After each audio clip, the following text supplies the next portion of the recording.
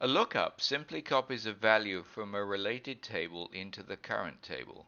They were absolutely necessary in the days before FileMaker became relational, and were essential to insert values that should never change, i.e. the price of a product on an invoice should always be the price at which that product was sold, no matter what happened to the price thereafter.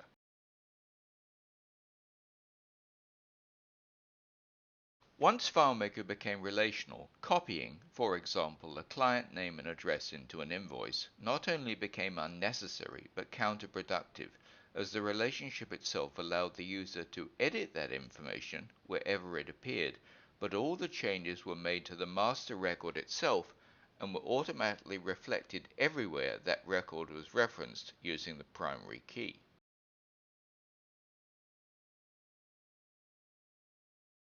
As mentioned earlier, lookups were still useful for setting or inserting values into a related table that you didn't want changed. Lookups, however, are no longer the most efficient way of inserting the information.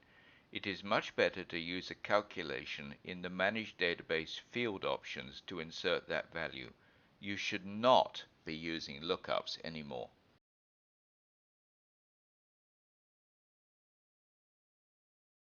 Far too many old solutions still rely on them, and it would be impossible to get rid of them without breaking some solutions to a point that they would become absolutely useless.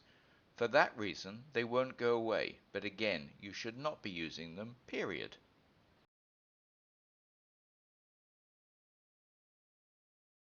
To replace a lookup with a calculation, simply go to the lookup, see what relationship and field is being used, and then enter that as a calculation, which deselects the lookup option and inserts the correct value at the time the record is created.